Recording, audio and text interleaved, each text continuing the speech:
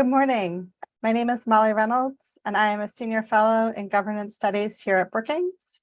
I am also, for the purposes of today's event, the co-editor with John Green of Financing the 2020 Election, a new volume published by Brookings and our publishing partner, Rowman & Littlefield. The book includes contributions from a distinguished set of contributors, three of whom are here, along with my co-editor today. I will introduce them briefly in a moment, but first let me say a few words about the book. First, let me note that while, excuse me, this edition is new, the series is not. Indeed, the series dates back to 1960, and the past 5 volumes since 2000 have been published here at Brookings.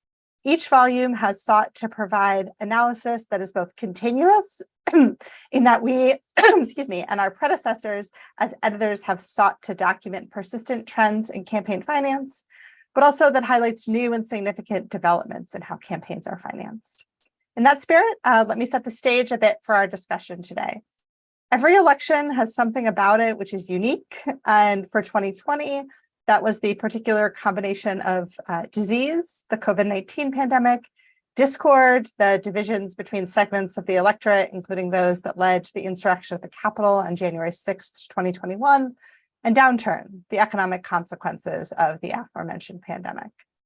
But amid that, the story of the 2020 election was largely one of accelerating 3 pre-existing trends: the growth of individual contributions to candidates and non-candidate committees via both small and large donations, the growth of independent expenditures by non-candidate organizations, and the growth in activity by hybrid and super political action committees.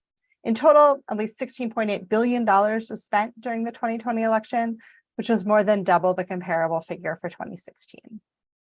The consequences of these trends, however, require more nuanced analysis, and that is what I am glad to welcome some of our contributors here today to share. John Green, my co-editor, is Director Emeritus of the Ray C. Bliss Institute of Applied Politics and Distinguished Professor Emeritus of Political Science at the University of Akron. He will get us started by talking about the trends in financing both the presidential and congressional elections in 2020. Next, Robin Kolodny, Professor of Political Science at Temple University, will discuss the role of parties in the campaign finance landscape in 2020. Jay Goodliff, Professor of Political Science at Brigham Young University, will follow, covering interest groups, and then we will conclude with some broader observations on the landscape of campaign finance policy in 2020 from Rob Boatwright, Professor of Political Science at Clark University.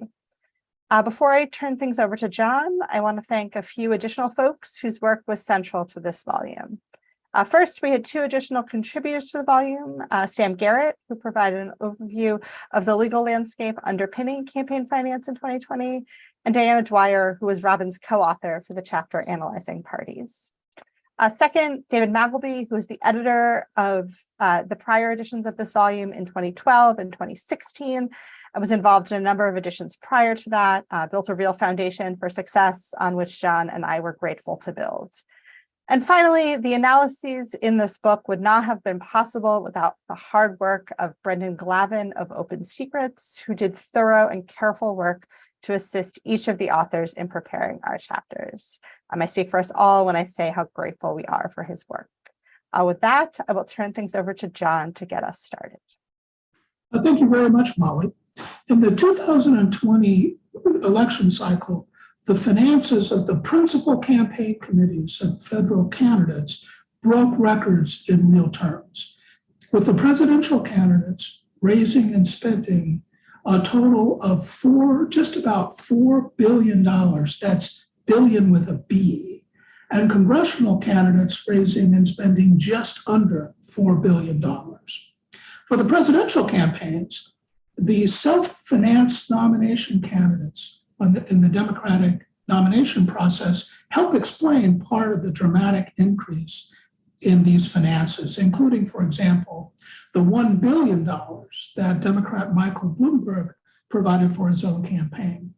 Another factor in the increase of these finances was the very large number of Democrats that competed for their party's presidential nomination, 29 of which were prominent enough to receive considerable attention. In terms of the major party nominees, Joe Biden and his campaign raised just about $1 billion, all inclusive, during the 2020 election cycle. At the same time, Donald Trump and his unusual alliance with the Republican National Committee raised just about the same amount of money, just about $1 billion.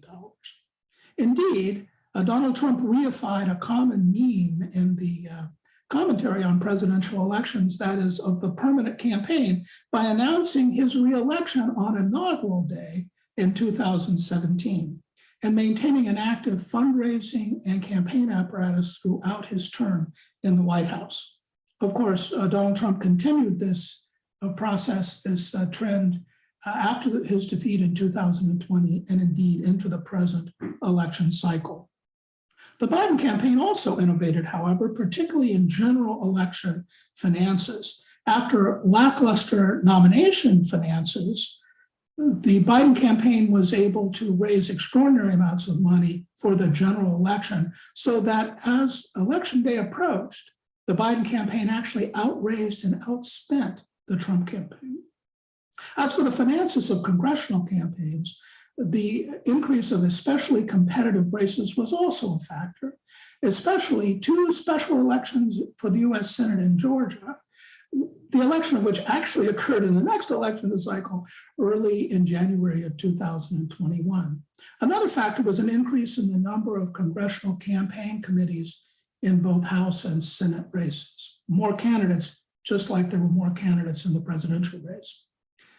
If present trends continue, the 2024 presidential nomination finances are likely to be substantially lower than the figures in 2020. And this is largely because there are fewer prominent candidates, most of them on the Republican side in this particular cycle. So it may very well be that we'll see something very unusual in campaign finance reporting, which is an actual decrease in the amount of money raised or spent. Of course, this all depends that the present circumstances continue, and they're really fragile at the moment. But looking at the major candidates, President Biden's finances look very much like the finances of past incumbents seeking re-election. Donald Trump's finances look very much like the leading candidate in the out party seeking the presidential nomination. So it may very well be that the general election finances will once again break records. In terms of congressional finance, there's already some evidence that there may be a real increase in the amount of money raised and spent, partly because it looks like the House and the Senate may both be up for grabs in terms of party control. Thus far, congressional finances are up by almost a quarter over a comparable period in the 2020 cycle. That concludes my remarks, Molly. Thanks, John. I'm going to turn it over next to Robin to talk about parties. Thank you. And yes, I co-authored the chapter on political parties with Diana Dwyer. So I'm going to run through a couple of things that we found in 2020, and just like John, comment on what we're seeing so far today. So first of all, as the theme goes, the parties did spend more in 2020 than they did in any other previous election cycle. However, they spent less of the total percentage of all spending because of the proliferation and the presence of non-party groups. And of course, parties have more restrictions on how they can raise money than a lot of other groups. There were lots of special circumstances. About 4 of them stand out in 2020. The first is about Donald Trump, the Republican National Committee, and Trump's legal fees. When Trump was impeached in 2019, he used the Republican National Committee as a way to help him raise and then spend money on the attorneys that he hired to help him in his defense. And this brought a lot of new people into the cycle. But the importance here is it did not result in more campaign spending in 2020. It in fact went to a very different kind of spending entirely. The second thing that I expect that we'll see more of in 2024 is a lot more use of joint fundraising committees and using them to great effect, where the party committees, each of the 6 national party committees, partnering with multiple candidates, state parties, and other victory committees and so forth, to raise large amounts of money. And they were certainly more active in 2020 than they had been previously. Part of that is because of the third trend. Political parties now have something that I guess we call in the book the special accounts. This is something that they got in 2014. And in some ways, it's a return. It's making some forms of party soft money hard now, because the law now allows for them to raise money for their conventions, for a building account, and for legal and accounting fees in hard money, limited amounts that are separate from what you would donate to the parties for campaign spending expenses. And even though they'd had them since 2014, they could do it in 2016 and 2018. They did the best that they ever did in 2020. And I would expect that what you'll see is more of that piggybacked onto the use of joint fundraising committees as well in 2024. In addition, and this is something that we try to keep conceptually distinct, but sometimes the press doesn't, is we saw a lot of new activity from party-aligned super PACs. So super PACs they're interest groups, they're not political party organizations. However, the top four of the top 6 super PAC spenders are super PACs that are run or sponsored by party leaders with the express purpose of winning a majority in for that party in the House or the Senate. And they dominate both the raising and the spending of super PAC money. So we can't say that it's party spending, but it looks an awful lot, it reflects an awful lot of party spending. The other thing I want to mention is because of what happened with Trump in particular in 2020, there was a lot more spending by the RNC, as you would imagine, from a lot more fundraising, but it was not necessarily very efficient. In addition to the legal fees, Trump himself steered a lot of money to paying his own businesses and high rents on properties he owned. So there's some really good accounting by journalists of where had the parties been free to use whatever they wanted, they would not have spent on these particular items. That includes, by the way, a fairly significant ad buy in the DC metropolitan area, which, as you may recall, was not really competitive, but apparently the president wanted to see his ads. And so, I just want to point out that just because you spent a lot of money doesn't mean that it all went for campaigning.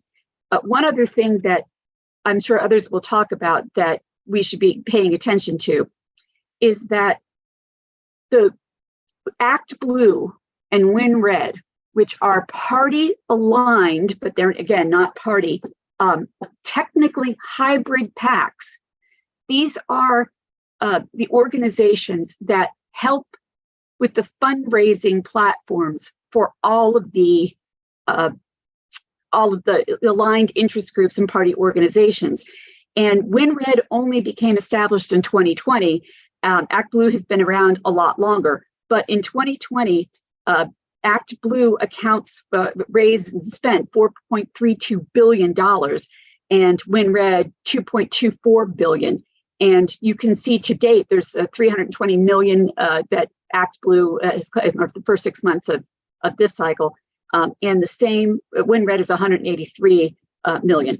So it's still pretty substantial amounts of money. The issue is hybrid PAC spending in that instance, and they dominate that, isn't really spending. It's transferring to other organizations. So there is a bit of a double counting problem that we've always had with FEC numbers, but this in particular will make things seem like they're awfully, many billions, maybe more than is actually spent on campaign activity.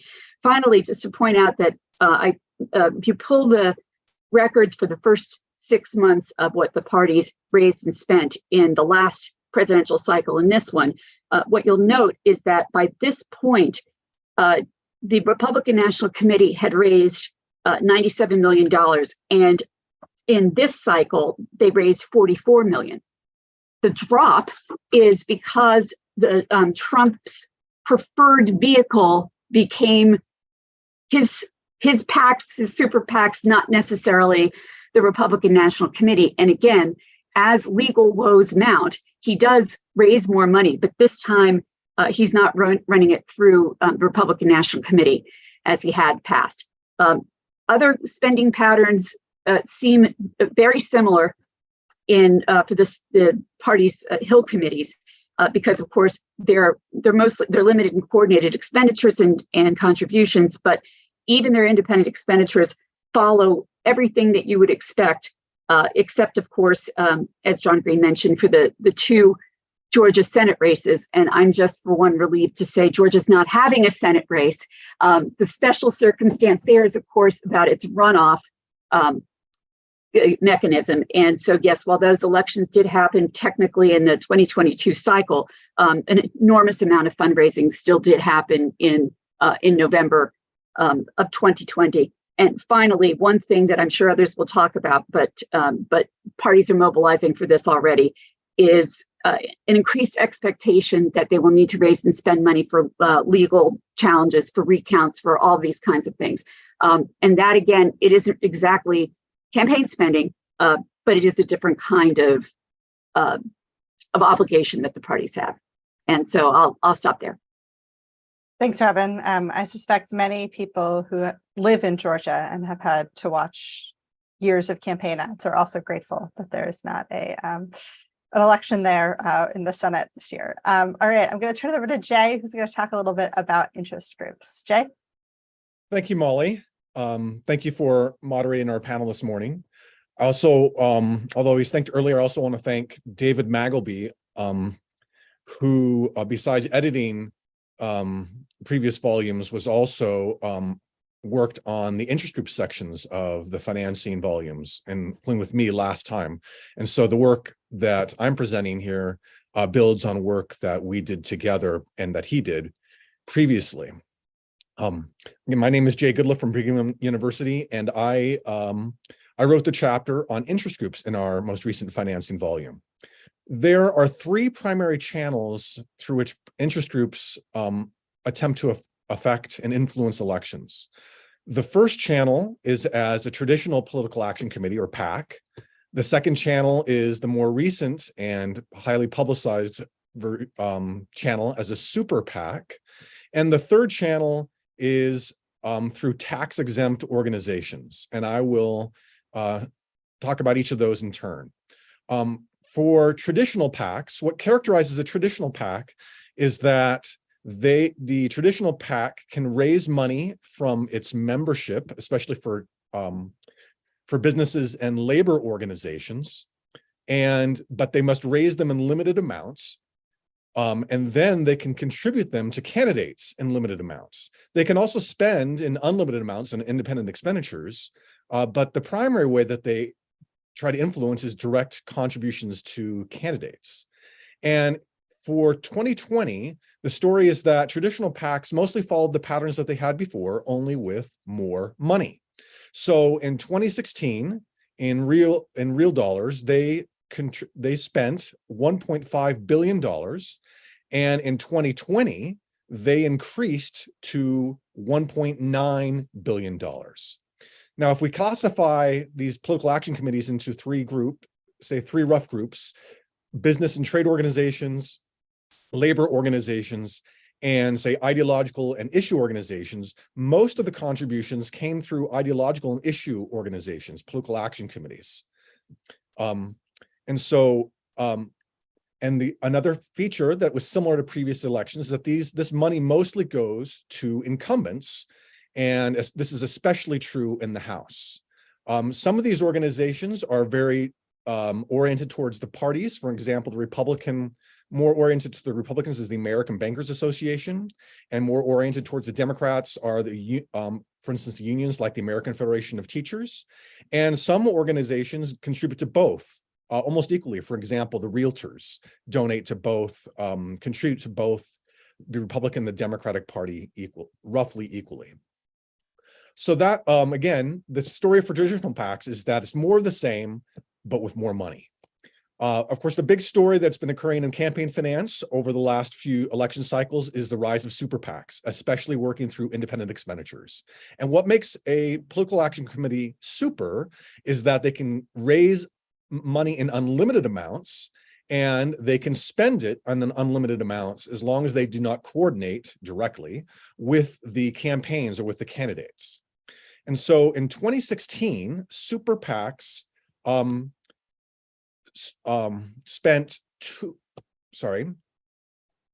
super PACs, in 2020, they raised $2.7 billion. Now that is a very high percentage of the $3.3 billion that was spent in independent expenditures overall. So there's other organizations besides super PACs that do independent and expenditures, but it's mostly super PACs that do this, that spend in these unlimited amounts. And so the story of super PACs this election cycle, like previous election cycles, is concentration. Most of the super PACs are raising their money in large amounts from wealthy donors. And there's only a small, of the number of super PACs that exist, only a small percentage of them are spending most of the money to influence the elections. So independent expenditures are going up over time. In 2016, it was $2 billion, and in 2020, it went up to $3.3 billion. As I mentioned, this mostly came from, was spent by super PACs. If we look at the donors to super PACs, as I mentioned before, most of the money comes from wealthy donors. So this might be on the Republican side, Republican oriented would be the Adelson family. And on the Democratic side would be Michael Bloomberg. And so of the 2.7 that was raised for super PACs, $2.4 billion came from individuals, and about a third of the money came from the top 25 donors. So they're providing almost $900 million just from 25 donors or spouses. So we find that donations to super PACs, that is the funders of super PACs, are mostly wealthy, or certainly highly concentrated among the wealthy. And then we can look at the way that super PACs spend their money. And again, this is highly concentrated. The top 25 super PACs spent $2 billion of the dollars, the $2 billion of the $2.6 billion. Okay. And this wasn't a Republican or a Democratic feature. Both parties, this spending was highly concentrated, but roughly equally distributed among Republicans and Democrats. And we can divide the super PACs into, say, 3 different categories. We could party-oriented super PACs. This is the ones that Robin talked about before, like the Senate Leadership Fund on the Republican side and the Senate Majority PAC on the Democratic side. They spend money supporting candidates in their own party. Then there's candidate-aligned super PACs. These are ones that are supporting a specific candidate. For example, the Future Forward super PAC supported Biden, and the America First Action Committee supported Trump. And then there are issue-based super PACs that will donate to both parties and to multiple candidates. One is the Club for Growth, would be on the more Republican-oriented side, or the more conservative side. And then there's the League of Conservation Voters, which is a major super PAC that was on the more progressive side.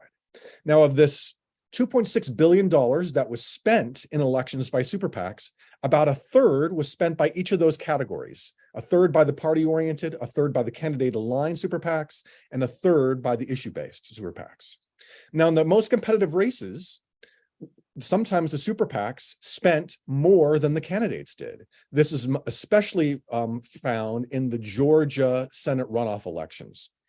And what happened here is that the Democratic candidates ended up raising more than the Republican candidates in both of those elections, but the Republican-oriented super PACs made up the difference and were able to be, they spent more than the Democratic-oriented super PACs, so that the money was roughly equal. That was the Republican-aligned money and the Democratic-aligned money were roughly equal.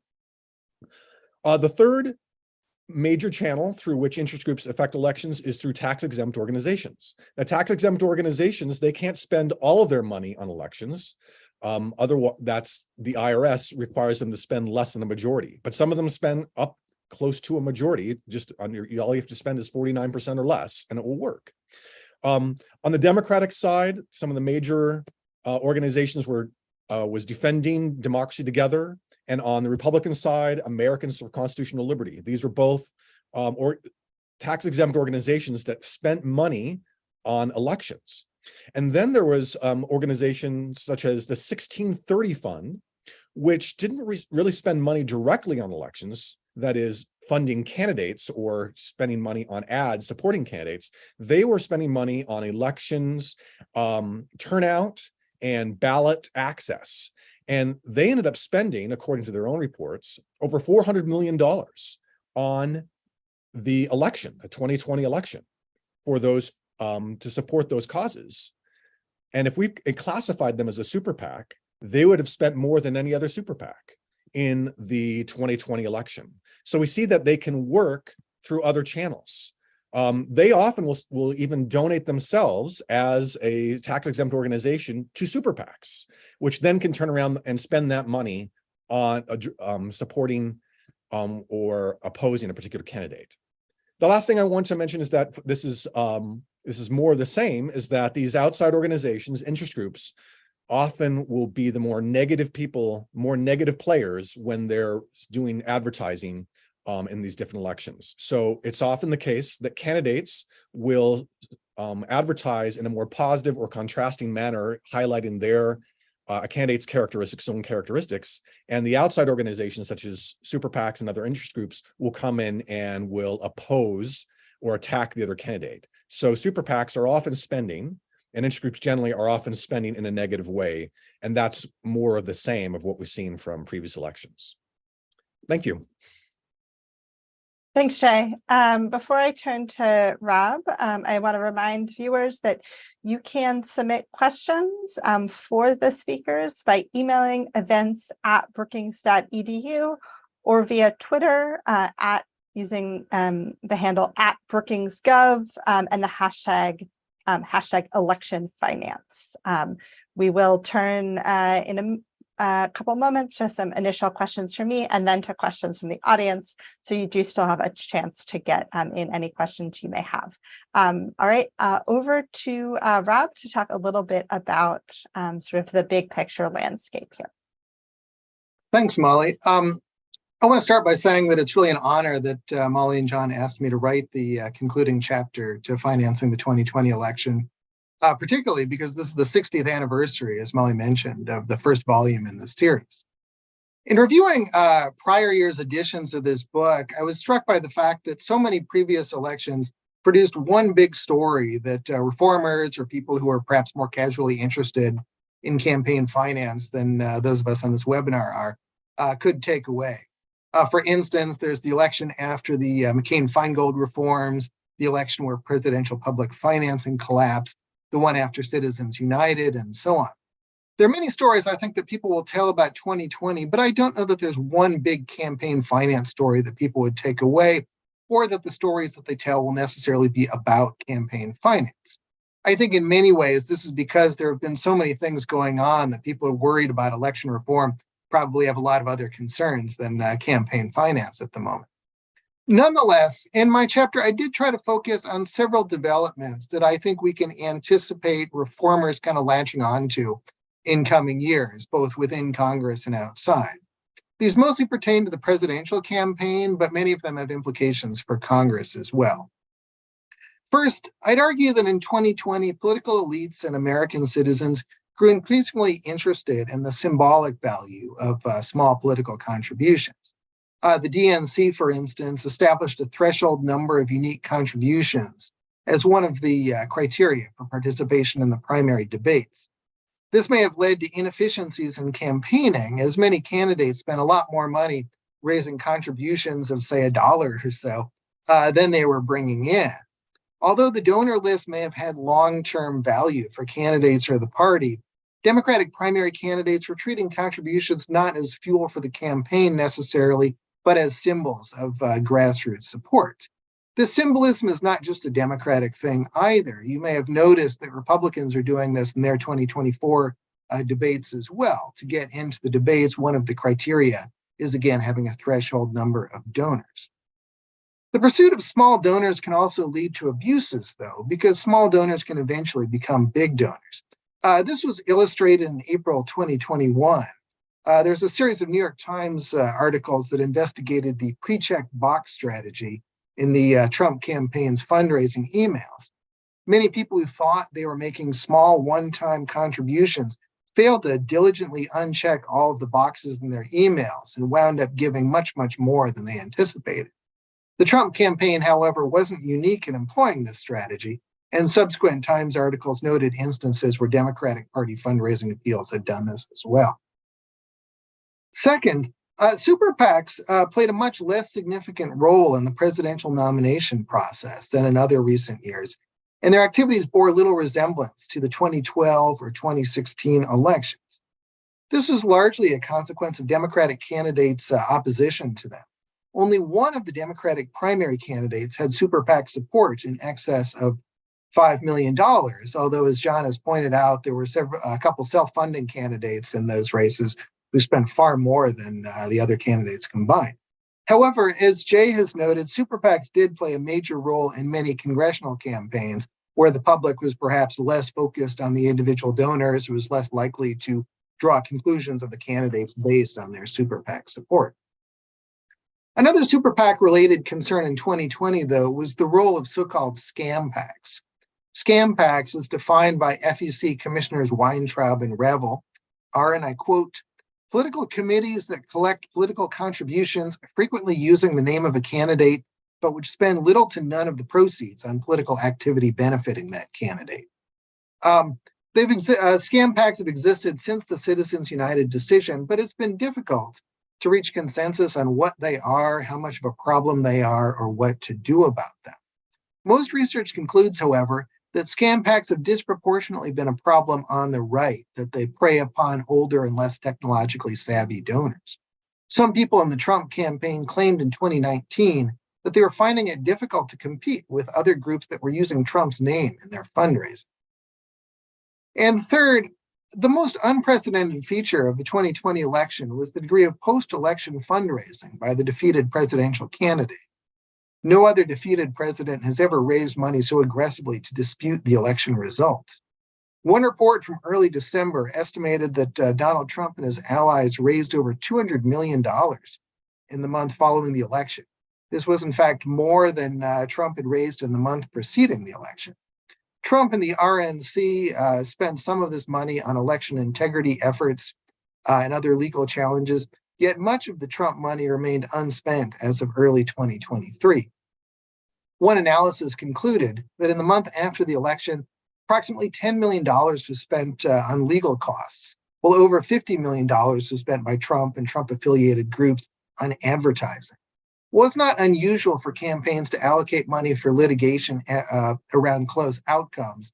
And while, in fact, the system kind of encourages that, it's unprecedented for so much money to be spent on advertising after Election Day. Trump's fundraising, of course, didn't stop once the 2020 presidential election had been certified, however, and it gradually shifted toward addressing his legal woes, as Robin has mentioned, and seeding his 2024 campaign.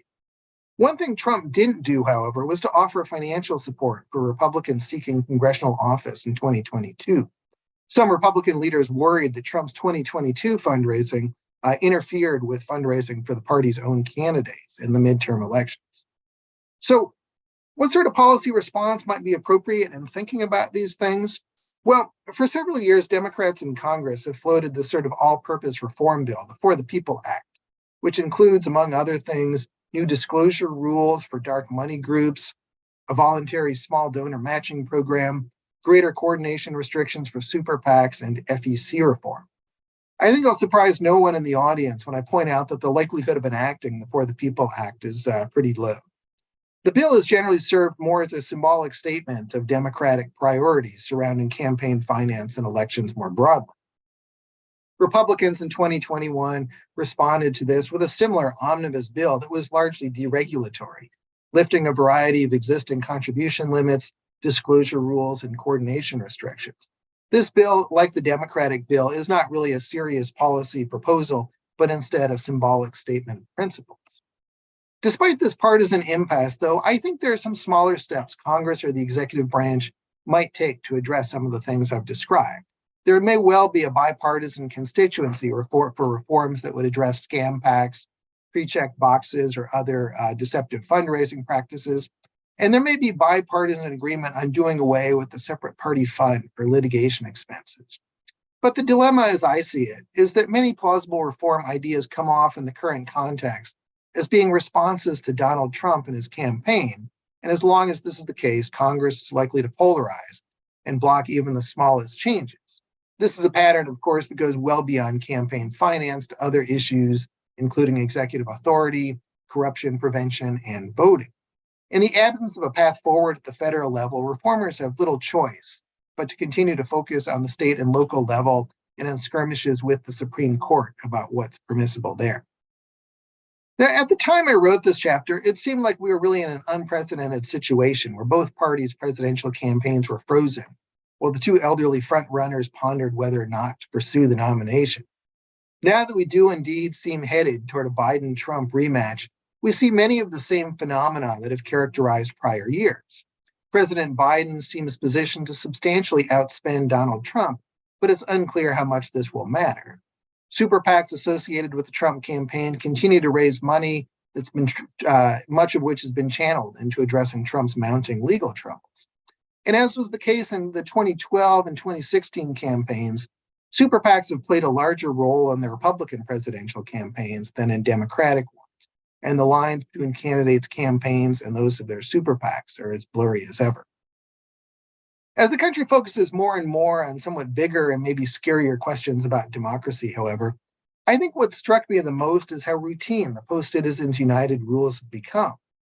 Apart from the symbolic abjuration of super PAC funds that characterize most Democratic presidential primary campaigns, super PACs have really become an unremarkable component of elections.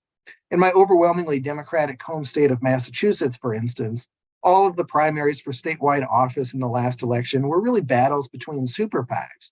And progressive activists would speak casually about influencing downfield races by raising super PAC money and trying to find wealthy donors to fund super PACs for these campaigns. My students have a dim memory of being told that Citizens United had something to do with corporations, but they, I think, like much of the public, lacks any sort of opinion or the sort of outrage that characterized prior elections about Citizens United, large contributions, the role of money in politics, so on. So perhaps that then was the campaign finance story of 2020. It was the year in which once controversial campaign finance changes became unremarkable. Thanks, Rob. Before I pose some questions that we've gotten from the audience, I have a couple of questions of my own to ask of the panel. And this first one, I'm going to start with John, but if others have thoughts, I'd love to hear you come in after John. So John, I know that in your chapter on the presidential campaign, as well as in sort of the introduction and my own chapter on congressional campaigns, we have a fair amount of treatment of sort of the way that the COVID pandemic shaped the raising and spending environment for 2020. Given that that was a particularly unique part of the 2020 election cycle, I was wondering if you could talk a little bit more about sort of where we saw the existence of a global pandemic shaping raising and spending in 2020. Sure, I'll be happy to address that question, and I hope our colleagues will be able to join in on that. It seemed to me that the pandemic had, global effects on campaign finance and campaigning, basically because of the limitation of social interaction that was required by the lockdowns, masking, and all the other things that went along with the response to the pandemic. And that meant that many of the characteristic ways that candidates and their allies raised and spent money were affected. And people got really pretty creative in finding ways around those limitations. I suspect that as we go into the 2024 election, in many ways, we'll go back to the status quo ante. We'll go back to doing the kinds of things that required social interaction that we did before the pandemic. But I also think that some of the innovations, both in fundraising and in campaigning, including the spending of money, will persist. For instance, online campaigning and online fundraising was already a trend that was expanding, but it grew quite dramatically during the pandemic for kind of obvious reasons. I don't think it's going back to where it was before, partly because these are useful tools, but people had a kind of forced experiment on how to use them, and they found out that much of these techniques work very, very well.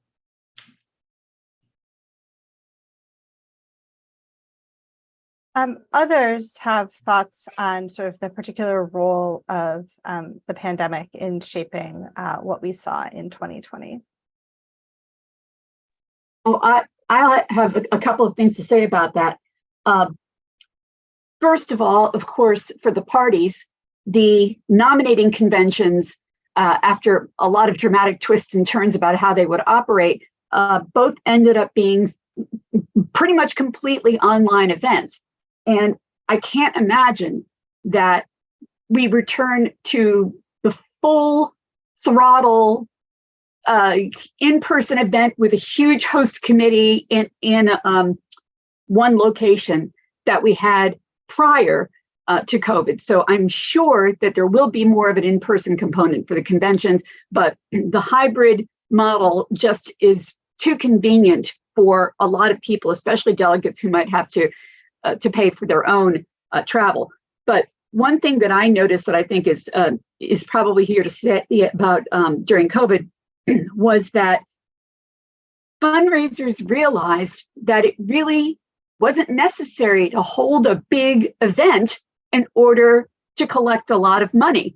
There were a couple of reports about this, and as I said to my co-author, I said I can hear the sounds of Marriott catering managers across the country groan, because it turns out that you don't need, as we say, the rubber chicken dinner to pull in a pretty substantial haul. Donors were happy to have a Zoom event like we're having right now, or some other kind of online interaction that might give them more of a chance to see the candidate in action than it would be to go to a physical high dollar event. I don't mean for the small donor stuff, I'm meaning more for the mid or higher level things.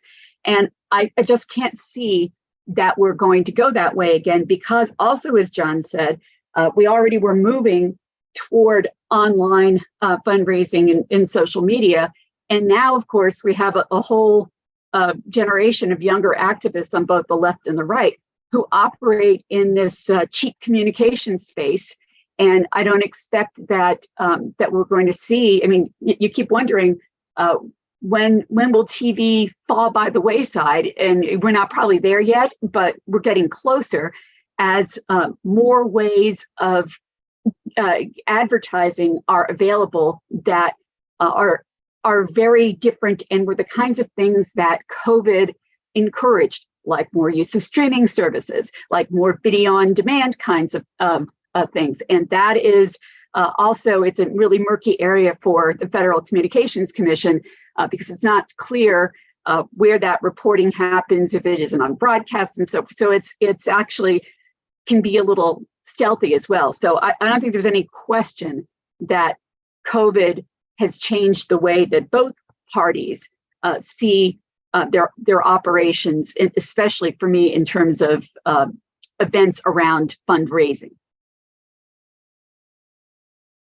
Thanks, Robin. Jay. Well, this COVID probably affected the super PAC side more than the traditional PAC side. Traditional PACs raise their money from their members. Say for unions, it's a check off on their, or automatically from their paycheck. But similarly for employees of businesses, they don't go to a fundraiser, they're just sending the money to their organization. And then the issue traditional PACs or ideological issue, they're often raising their money through mail or through their membership again, rather than in-person fundraisers. Super PACs, on the other hand, one of the things super PACs are known for are pushing the limits, especially in candidate-oriented, candidate-aligned super PACs are for pushing the boundaries of what counts as coordination.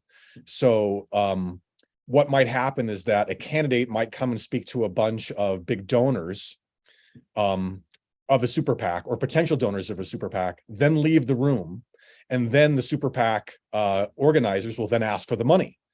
That's what counts as not coordination, is that they're not in the room at the time that the request was made.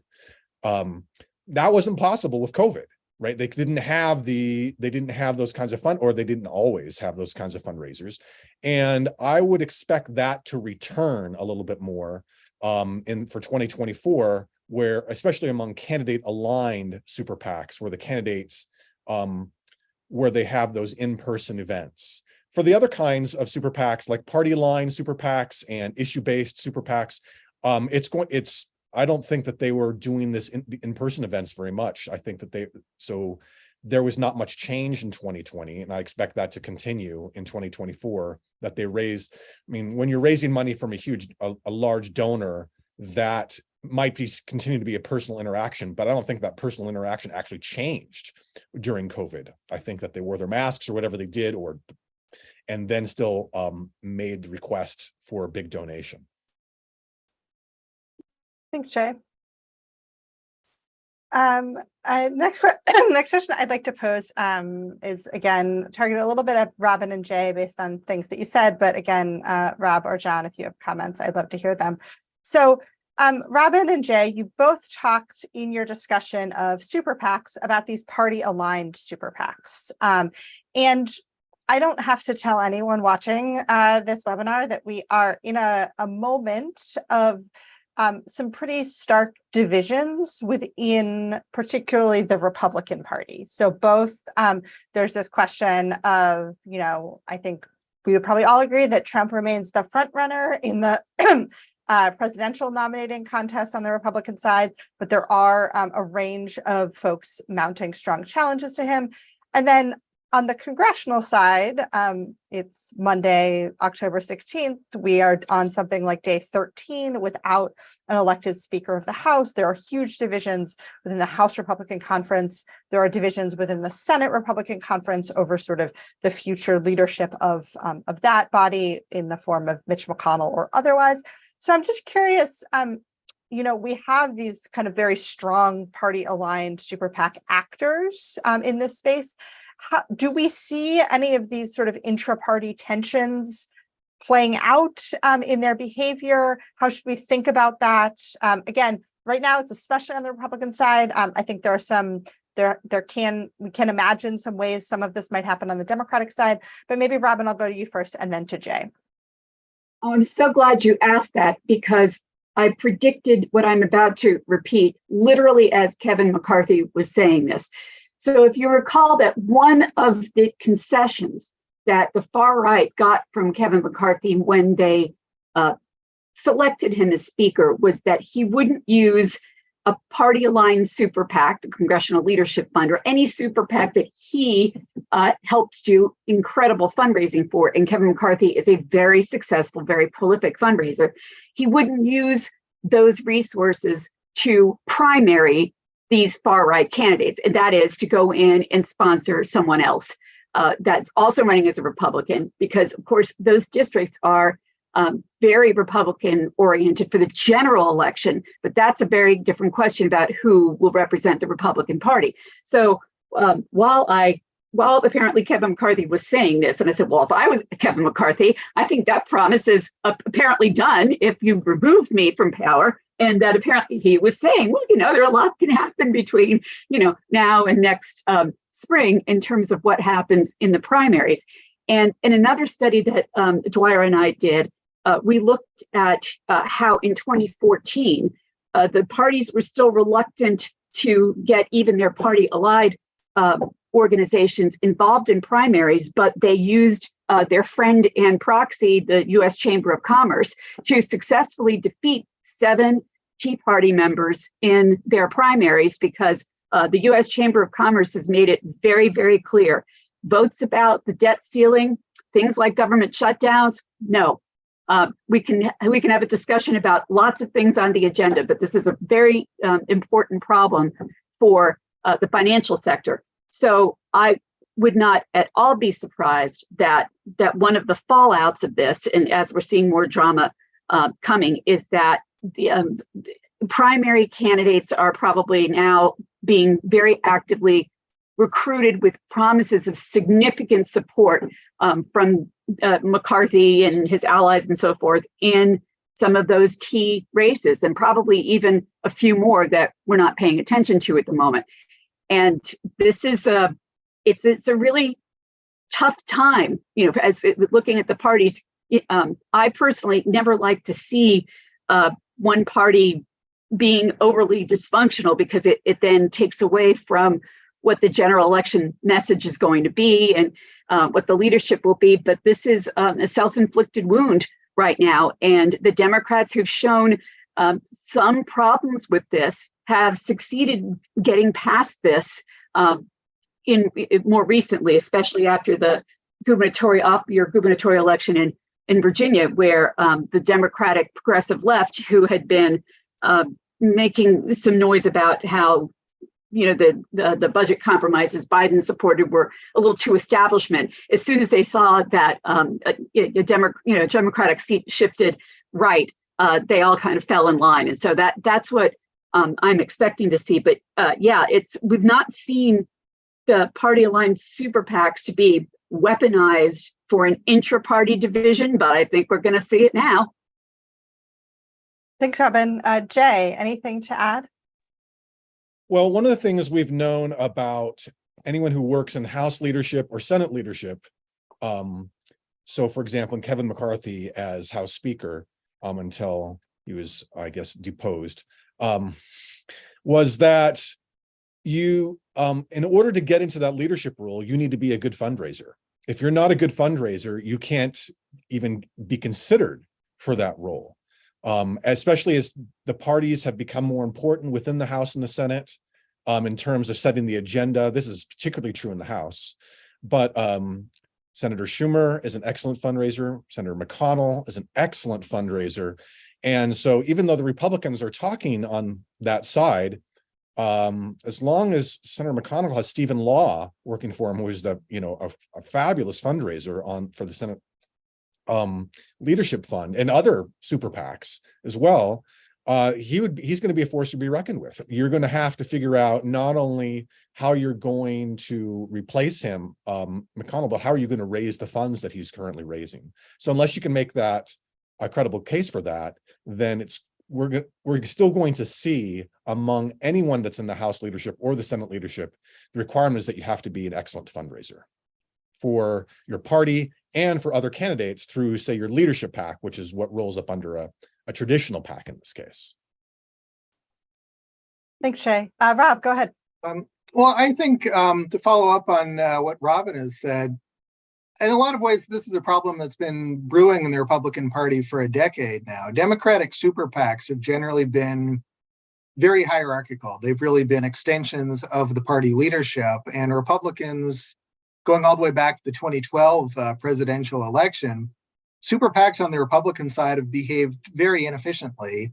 And I think this comes in part from the characteristics of the kind of person who would found a super PAC. This is something that Daryl West from Brookings explored a few years ago, that if somebody's going to start their own super PAC, they often have very strong ideas about what the parties are not doing right, what their spending could do that the parties are not currently addressing. On the Republican side, this has led to conflict over issues. On the Democratic side, to the extent that there have been divisions, it's been about what kinds of people to elect, which winds up being a little bit less complicated, right? You can have a group like Emily's List go into a race. You can have other kinds of groups that champion particular types of candidates go into races. And it doesn't necessarily boil down to a giant party fight. But on the Republican side, when you have different groups competing over what the party should be about, not just who should win, you have much more extensive conflict. So I think the pivotal moment in the speaker conflict was this proposal that Fox put out, right? We're going to have this discussion between the speaker candidates. Although it didn't come to pass, it suggested that there are people within the Republican Party who see the battle over who should be speaker not as something for party members to decide, but as something that the public should decide, right? The Republican voters, Republican donors should get into. That's pretty unprecedented, and I'm not sure how the party will easily resolve that. Thanks, Rob. That actually is a bridge to a final question before I go to audience questions that I want to pose to you, which is one of the things I thought was particularly interesting that you talked about in your comments was this way in which now both parties have embraced the number of unique donations as one of their sort of institutional measures of viability for presidential primary candidates. I was wondering if you could talk a little bit more about kind of how we should think about that in kind of the broader nominating process. This question of like the role of small donors. As you noted, small donors can become large donors as a result of sort of repeated giving. But if you could just sort of expand on as a sort of small d democracy question, how might we think about this choice by both of the parties to embrace unique donations as a measure of viability? Well, in a lot of ways, it's an easier metric than polling results. Having people show that they've, say, gotten 1% in a bunch of polls it's a messy metric to use. And I think forcing people to show that they can raise money, it shows that, what is your skill as a candidate? Your skill is that you can convince a few thousand people to give you $1, right? Arguably, that is worth something. But, I think it does, as I mentioned in my comments, I think it makes campaigns inefficient. It helps the candidates and the parties gather information. So now you have a few more people in your database. That kind of feeds into the data-intensive strategy that parties have followed in creating platforms like Catalyst and Voter Vault and all these sorts of things.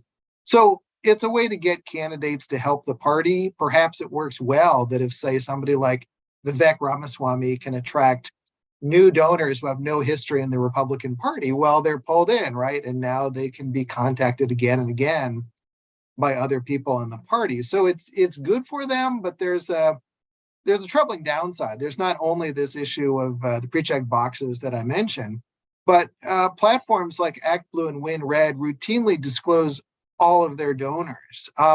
So now it's pretty easy to just go online and find out not just who's given $200 and up, which used to be what we could do for candidates, but to find their $5 donors, their $1 donors. All this stuff is out there. And I think it's possibly useful for parties, but it's also troubling for, I think, perhaps for democracy, that all this stuff is much more transparent than ever. The people who are giving $1 don't really realize that now their identity is out there as a $1 donor. So I think we are overdue as a country for a big debate over privacy, non-retaliation, all of these sorts of things that the FEC used to be talked about decades ago and have kind of stopped being part of the campaign finance picture, but I think are likely to reemerge. Thanks, Rob. Anyone else have comments on sort of the role of small donors?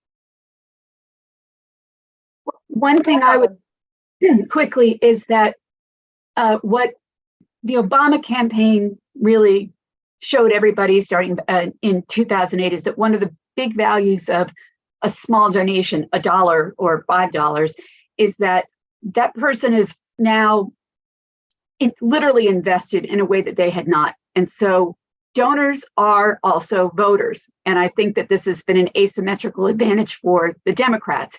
And one reason why ActBlue emerged when it did and how it's kept going is that Democrats have a harder time mobilizing their voters, except once somebody gives a few dollars and takes a yard sign, now the dynamic is shifted and you can use them as a point to reach out to other donors who were previously, other occasional voters who were previously unengaged. So I think you'll see that there'll be a difference in how the parties deploy that. Go ahead, Jay. Although super PAC fundraising is comes primarily through wealthy donors, it turns out that super PACs are also raising a lot of money through individual donations, small individual donations. So the average donation is actually a small donation to a super PAC, or sorry, the median donation, not the average. The median, so over half the donations that go to super PACs are small donations. I mentioned before that a third of the money coming from super PACs comes from the top 25. But over half of it comes from, not half of the money, sorry, over half of the donations are small donations. So although we often think about individuals giving to campaigns and candidates, it turns out they're also giving, small donors are also giving to super PACs frequently.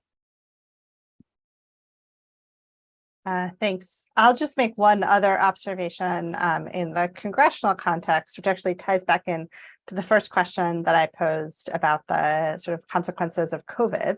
One thing that we saw in 2020, I think in a particularly dramatic way, and this is something I'll be watching to see if we see more of in 2024, is a number of Senate races where challengers to incumbents, where the incumbents were for a range of reasons very unpopular with Democratic voters, a number of sort of unsuccessful Senate candidates drawing enormous amounts of money from small donors in what I think we should interpret as sort of an expressive behavior that was accentuated, I think, by this sort of sense, particularly on the Democratic side of the aisle among Democratic voters, of a sort of sense of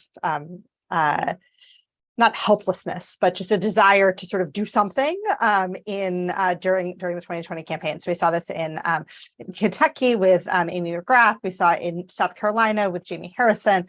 To some degree, we saw it with Sarah Gideon in Maine, although that race was sort of more competitive, although ultimately Susan Collins sort of won quite easily. So sort of this notion of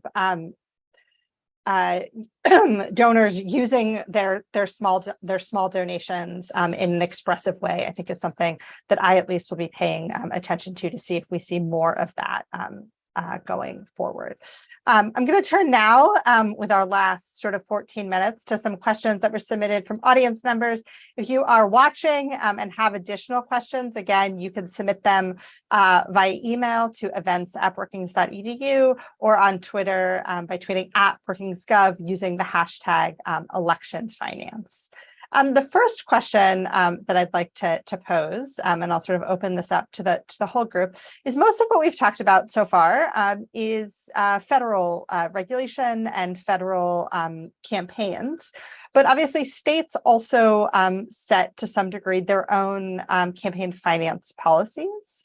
And one of our viewers is curious about the role of state level campaign finance policy, perhaps particularly around the influence of high dollar individual donors, but I'll sort of broaden the question and just say, is there anything in particular that we saw in 2020 around state level policy, or anything that anyone is watching in 2024?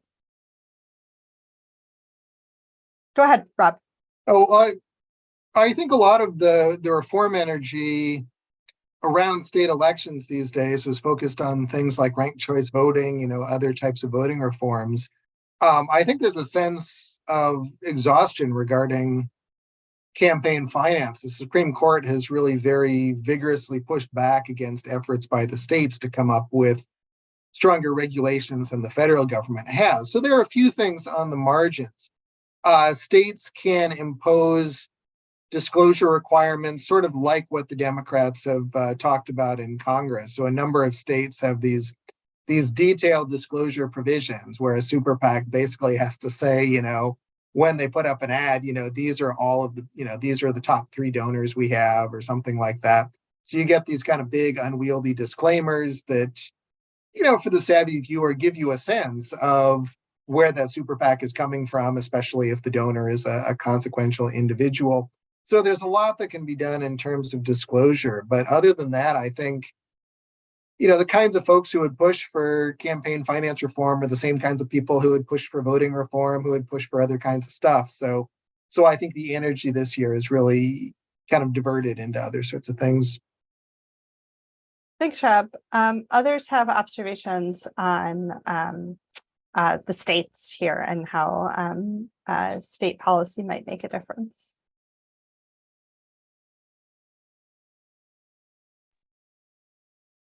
I can say, I mean, different states have different rules. So some states, it's the Wild West, and that's true for some of the Western states, where there's unlimited donations, unlimited spending, and others have much more strict guidelines, more similar to the federal guidelines. And I think that the publicity usually goes for the federal campaigns because the money is just so much higher than most state campaigns. And that's not always true. California has more and more expensive state legislative elections.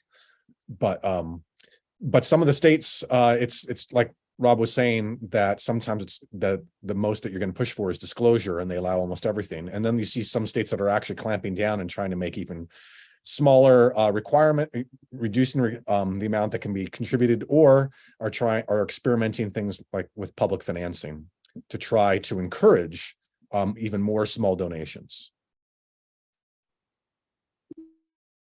Thanks, Jay.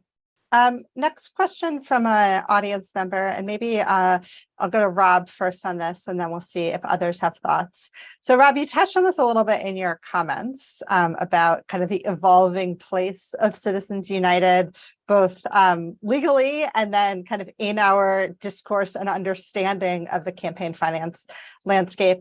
But a listener is interested in whether there's any possibility of Citizens United being overturned. And again, I'll sort of broaden this to just let Rob and anyone else come in on any particular kind of where you think the next frontier in legal challenges to our current campaign finance laws might be. So Rob, I'll go to you first, and then I'll see if anyone else wants to join.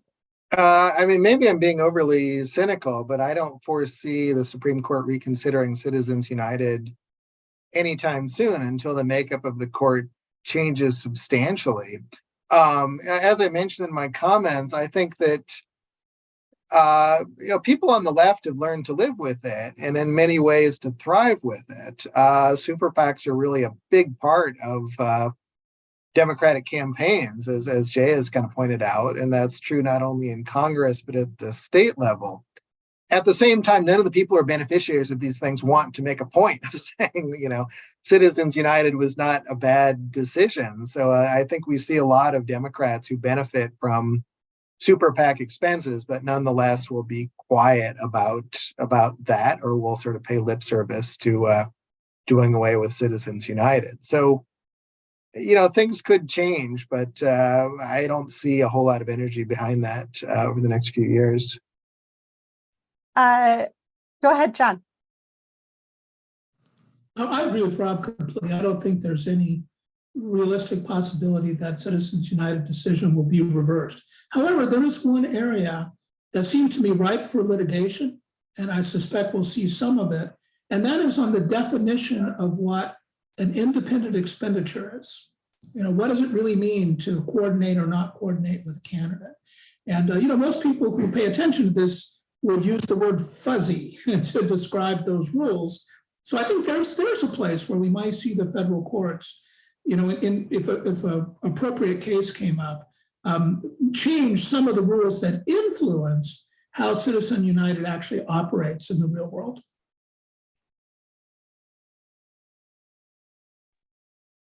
Thanks, John. Robin or Jay, anything on the legal front that you are watching in particular? Before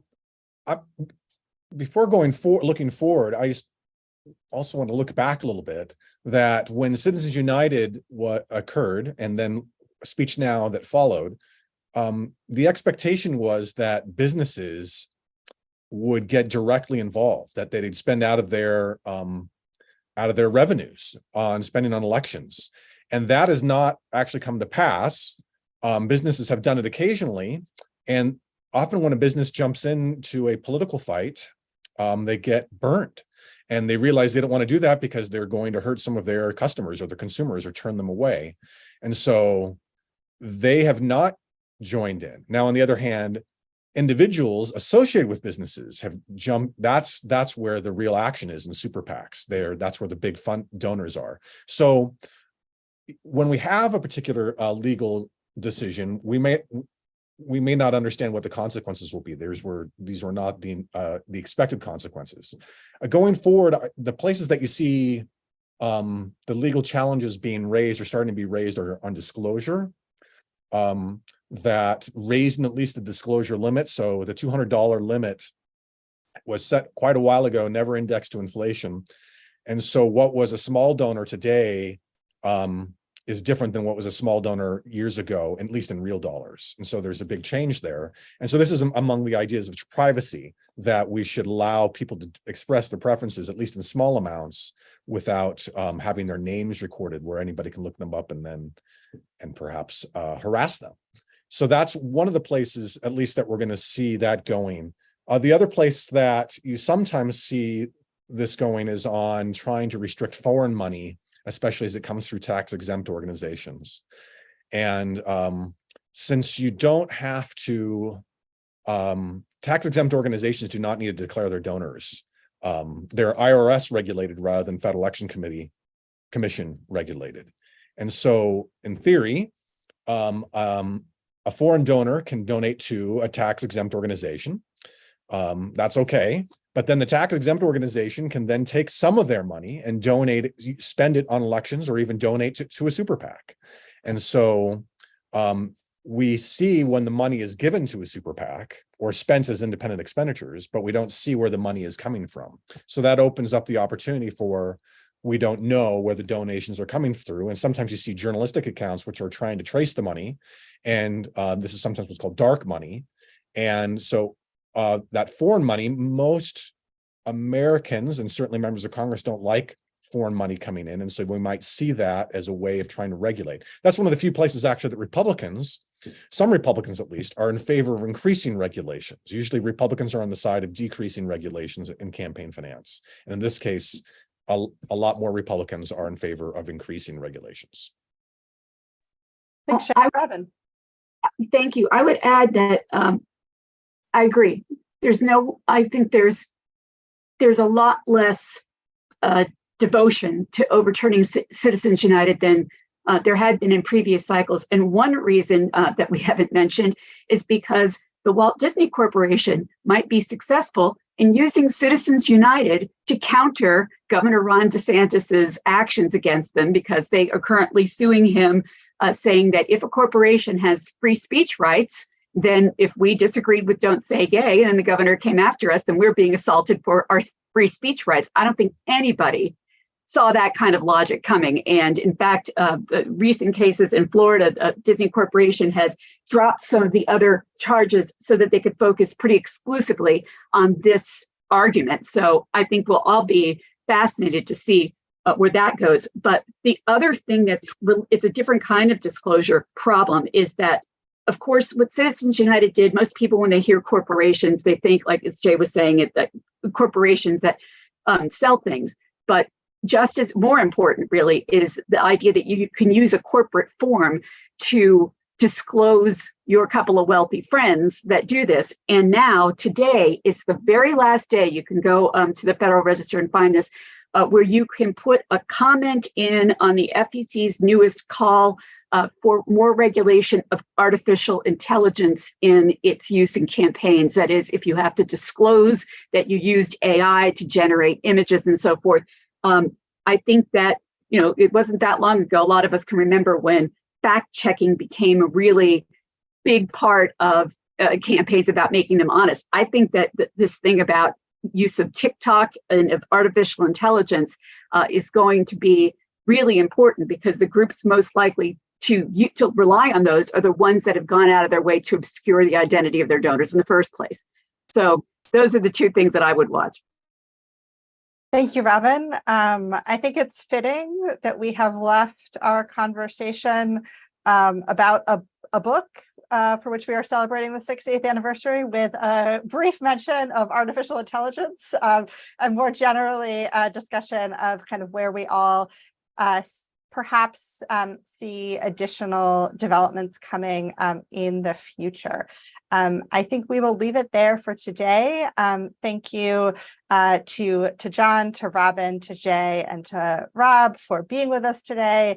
Thank you to all of you for listening. And there will be much more for us to continue engaging on in this space in 2024 and beyond. So thank you.